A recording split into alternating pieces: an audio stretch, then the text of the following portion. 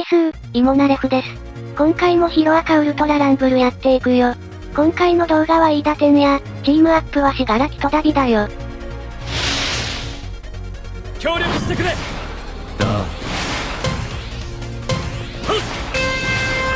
飯田くんは全キャラ最速を誇る機動力とその機動力から繰り出される爆速格闘が特徴のキャラ。デフォルトで2段ジャンプとダッシュで壁登りが可能で、さらに緑谷やオールマイトと同じ救助スキルの音符まで持っている。個性技アルファは高速で直進しながらサマーソルトキックを叩き込むレシプロホイール。一度に3連打が可能で移動距離が凄まじく、近距離の相手に誘導するため非常に当てやすい。また攻撃中もとにかく動き回るため他の敵からのカット耐性も高い。近接戦闘以外にも緊急時の離脱手段などの移動手段としても有用。ただし一発の威力は低めでこればかりでは相手を倒しきるのに時間がかかる。個性技ベータは横方向に回り込みながら回し蹴りを叩き込むレシプロバースト。威力と攻撃判定に優れ飯田くんのダメージソースとなる主力技。シールドのない相手に対しては一発で吹っ飛ばして転倒させてしまうが、ガードが残っている相手はストッピングさせてさらに追撃のチャンス。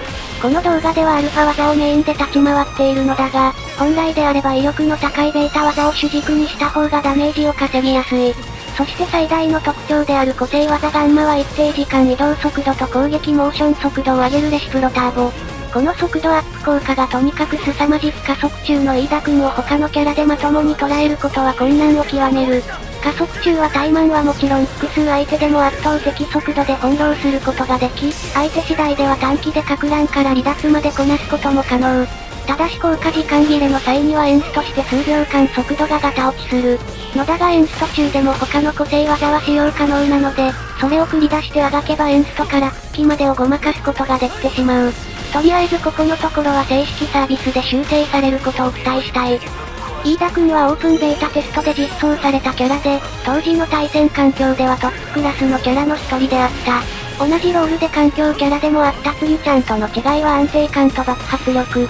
つゆちゃんは安定して高機動を発揮できて、擬態や瞬間蘇生など他にできることも高水準。一方飯田くんはレシプロターボにより限界を突破した速度を出すことができ音符以外は攻撃偏重な技構成だ。結局のところ両方とも強いキャラでありどちらを使うかどうかはプレイヤーの好み次第。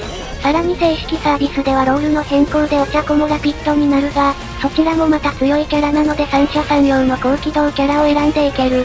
さて序盤にしっかり物資を漁ったりの戦闘もこなしてしっかりレベルアップもできたので引き続きガンガン戦っていこう。余力があるうちに狙える敵は叩いておくのが後の安全にもつながる。特に相手の死柄木は優先的に撃破を狙いたい。死柄木は地上戦こそ最強クラスだが空中への攻撃手段が皆無なため、空中機動が得意なキャラは対抗がしやすい。基本は距離を保ちつつチャンスの際は空中から一気に距離を詰めよう。おっとプルスケイオスか。ターボも切らしていることだしここは一旦さよならして効果切れや味方の援護を待とう。うおっとちょっとかすっただけで114ダメージか。やはり慢心は禁物、味方も来てくれたことだしここはじっくり攻めていこう。よし効果時間も切れたところで味方がダウンを奪ってくれた。ここはさっさとフィニッシュを決めてついでにシールドを回復だ。ちなみに飯田くんもつゆちゃんのように個性技が相手を吹っ飛ばしたり回転率が悪かったりでダウンした敵を即座に処理する能力が低い。他の性能が申し分ないので贅沢な悩みではあるがこちらも乱戦中は味方に任せたり、吹っ飛ばした際見失わないよう注意しつつ確実に処理を意識したい。さて十分な量の物資の確保もレベルアップもできているので万全の状態で後半戦に臨めそうだ。さて下で戦闘が始まったな。乱戦になったら特にレシプロターボの管理を徹底していこう。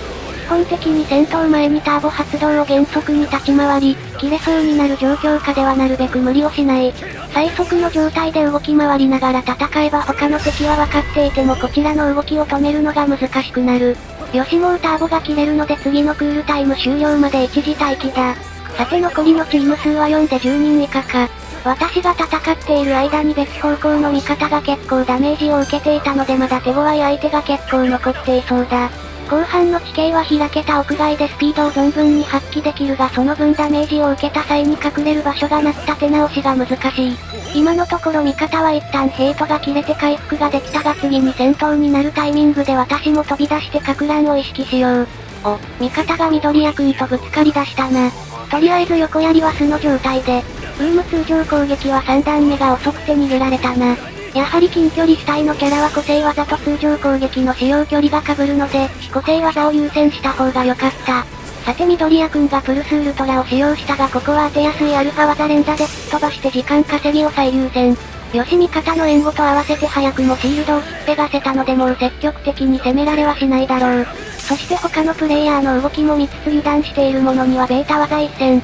目の前の相手を蹴ったら次の相手、その相手も蹴ったらまた次の相手とどんどん対象を切り替えて休む暇を与えないよう動こう。そうやって注意を集めれば集めるほど味方は動きやすくなるし味方の攻撃でさらに消耗しやすくなる。ざっと見たところこの高台を抑えていた死柄木、プルスウルトラしていない方の緑谷くん、ダビのチームが余力を残していそうだ。ここは特に死柄木の方に狙いを集中して味方に攻撃が及ぶ前に倒させていただく。よし死柄木はもうシールドがないようだな。よしいいのが入った。さらにエリア外ダメージで死柄木がダウン。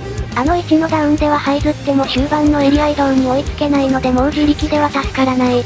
だがしかし他のプレイヤーの攻撃も激しく味方のダメージが大きい。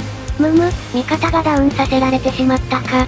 しかし問題はない。あの位置のダウンでも飯田くんには味方を救助できるおんぶがある。おんぶ中に攻撃さえ受けなければ下ろした瞬間に蘇生完了だ。さあ敵と危なかったが立て直し成功。ここは再度暴れて注意を引き味方が回復する時間を稼ごう。さっきから味方を狙っていたうららかくんもこれでガードブレイク。さて他のプレイヤーともどもどこに隠れた？みっけ。さてうららかくんもフィニッシュを。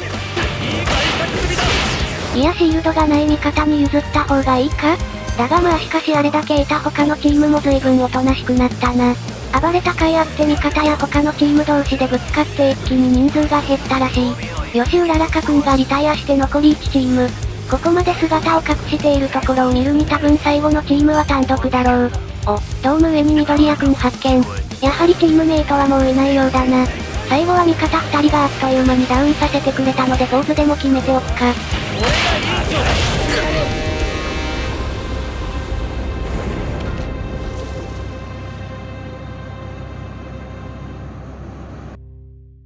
戦の視点をくぐり抜けて勝ったチームはここだ。よろしく頼む。よろしく頼む。よろしく頼む。100点満点。応用もバッチリだ。というわけで飯田くんでした。圧倒的最速の機動力で戦場を縦横無尽に駆け回るスピード超特化型キャラ。さらに緊急時には味方をおんぶして退避ができ足が速いので離脱と蘇生も成功しやすい。それではご視聴ありがとうございました。